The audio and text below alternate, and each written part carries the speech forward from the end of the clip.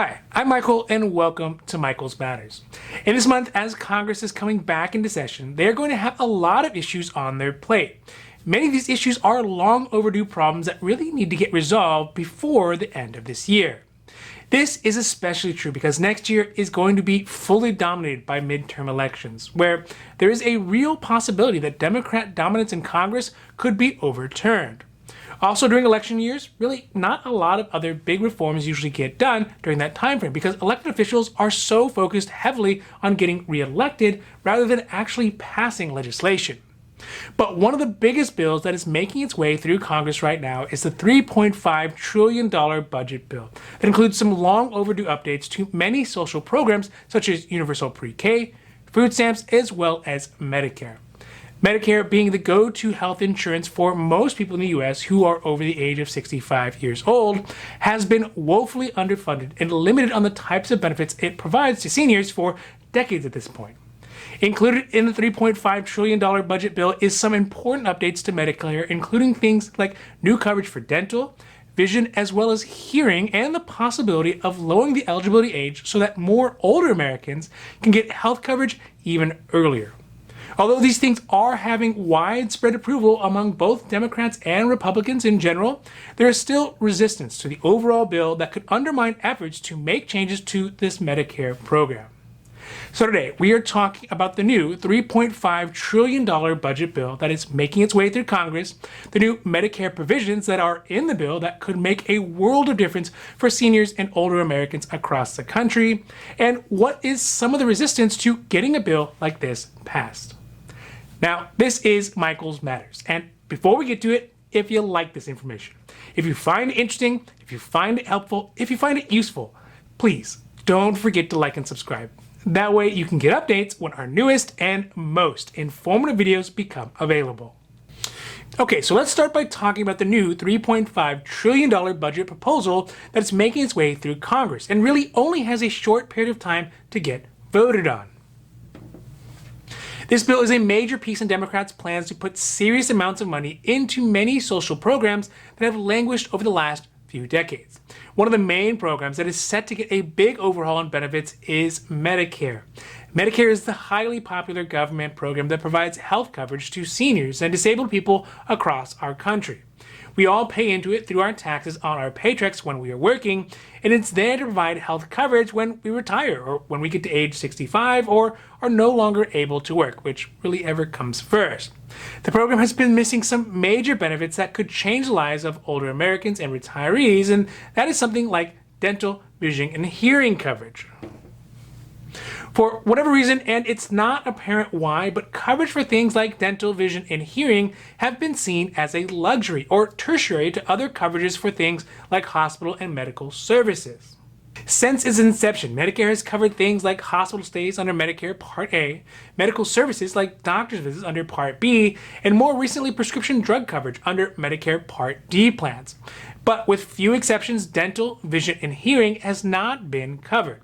That is why in the new budget proposal by Democrats, it has included a provision that would fully fund coverage for things like dental, vision, and hearing benefits as a part of standard Medicare coverage. Although benefits like dental coverage have flown under the radar for the last 50 years, now more than ever has been linked to a variety of other health problems. As of 2019, nearly half of all Medicare beneficiaries, or 24 million Americans, do not have any sort of dental coverage. The others have primarily gotten their dental services through private Medicare plans called Medicare Advantage plans or Medicare Part C plans. These extra benefits through private Medicare Advantage plans are able to be offered as additional benefits to the standard health coverage in that plan. But in order to get these benefits, Medicare beneficiaries have to leave original Medicare, which is just Medicare Part A and Part B, and join these private plans that are often managed care plans, which have much more restrictive doctors and hospital networks. The percentage of Medicare beneficiaries who don't go to the dentist are even higher for communities of color and folks with poor health. For example, for Hispanics, 61% of seniors have not seen a dentist within the last year or so.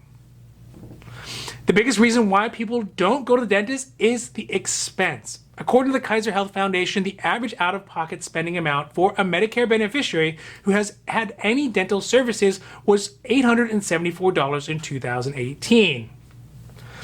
1 in 5 of those who use dental services had out-of-pocket costs over $1,000. So needless to say, the expense is causing retirees and folks on fixed budgets to defer or delay getting much-needed dental work done. In some states, for very low-income individuals, it is possible to get dental work covered through the state's Medicaid program, or Medi-Cal if you live here in California. But even then, it is very difficult for beneficiaries to utilize the services because the number of dentists who participate in the Medicaid dental program is extremely low, leading to long wait times, hurried dentist visits, and dentists leaning towards pulling low-income seniors' teeth rather than putting in the extra time and time-consuming work of making partial dentures and then getting underpaid by the state for them. So undoubtedly, including dental services in Medicare is a much-needed and much overdue benefit that will have heaps of benefits to American seniors. So that brings up the question, why is there no dental benefits if both sides of the aisle, both Republicans and Democrats, can agree that dental benefits are needed, popular, and would improve many chronic conditions that seniors face, such as diabetes, cardiovascular disease, and other serious medical conditions? Well, not such a surprise, the reason is money. But what is surprising is who is the loudest opposition to dental benefits being included in Medicare. Because it's dentists. The American Dental Association has been one of the biggest detractors from dental benefits being included as a standard Medicare benefit since the very beginning. Although it seems kind of counterintuitive, it also sort of makes sense when you realize that medical services provided through Medicare pay much less than those exact same services through private health insurance coverage. So like coverage you would get from your work or from your union or maybe from your parents. The American Dental Association realized very early on that if dental benefits would be included through Medicare, one of the largest health insurances in the country, it would mean they would see substantial cuts in the amount of money that they'd be able to bill for their dental services. Their perspective is that their current well-off dental patients who are now paying either out of pocket or with standard standalone private health coverage would then use their Medicare dental coverage if it became available, which would cause them to lose a lot of money. Rather, the ADA solution, according to Michael Graham, the Senior Vice President of Government and Public Affairs at the ADA, is to, quote, focus on people who don't go to the dentist at all, end quote.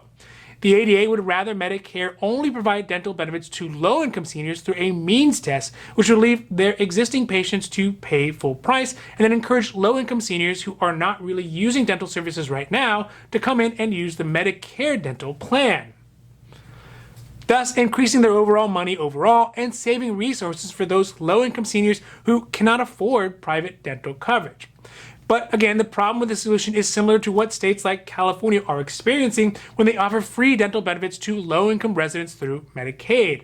In California's Denti-Cal program, which is the dental program through Medicaid, the number of dentists who participate in the program is few and far between. Out of the dentists who do participate, they often severely limit how many Denti-Cal patients they are willing to see, which results in very long wait times, delays, and flat-out rejections to do serious dental work that is time and labor intensive, but pays them very little. In addition to the strong opposition by dentists to the overall $3.5 trillion budget bill, faces steep pushback from Republicans in the Senate who see it as a continuance of spending on social programs that support key Democratic objectives. This, with the massive amount of spending over the last year because of the pandemic, has made this next trillion-dollar budget bill a big target for Republicans. But even in the House, which is dominated by Democrats, the spending plan barely passed with a narrow vote of 220 to 212. In the Senate, it would need all 50 votes from the Democratic side, which is not as guaranteed as it seems, as well as the vote from the Vice President, which, well, is guaranteed as it seems, for it to pass through reconciliation. This type of passage is really the weakest form of legislation because it lacks backing of both parties and can be undone once political shoe is on the other foot in the future.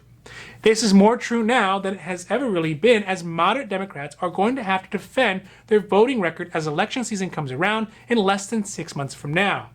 Moderate Democrats like Jim Costa, a Democrat from California, said, quote, I think it's important to those of us who are moderate Democrats to make sure our voices are heard, end quote. This is referring to the increased leverage that moderate Democrats have in this decision, seeing as they are the key points necessary to get this legislation over the finish line. So the way I look at it is that it is 100% necessary for Medicare to include benefits like dental, vision, and hearing. Seniors have gone far too long without full coverage simply because of the desire of dentists to make more money. To that end, the dentists have a good point that perhaps the limited resources that the government has should be better focused on those 24 million American seniors who don't go to the dentist right now because of the cost. It's kind of the American way, a win-win for public and private entities. But the thing that makes this whole thing difficult and perhaps distasteful is how benefits like Medicare Dental are trying to be passed. I mean, literally, both Democrats and Republicans, they can agree that they are important, and they both want them available to one degree or another. But bundling them together with things like universal pre-K and expanded public options for healthcare and other massive human infrastructure projects just seems to be the Democrats waving the majority in the face of Republicans. My concern is that it is short-sighted. Without any sort of real consensus from Republicans, these victories will be short-lived. Without any sort of buy-in from Republicans and pushing these through via purely partisan reconciliation processes, it sets a dangerous precedent that Republicans will use once they get back into power. And they will sooner or later. It goes against the way that a democracy is supposed to work. You're not supposed to get everything you always want, but supposed to compromise and get most of what you want. And in return, when you are in the weaker position, the other parties don't throw out all your changes whole cloth and then start over again. So I guess we're just going to have to wait until the midterm elections come and maybe see if some of those chickens, they do come home to roost. Now, this has been Michael's Matters, and I hope that you found it interesting or helpful or at least useful. And if you did, please don't forget to like and subscribe. That way you can get updates when our newest and most informative videos become available. So for Michael's Matters, I'm Michael, wishing you a happy, healthy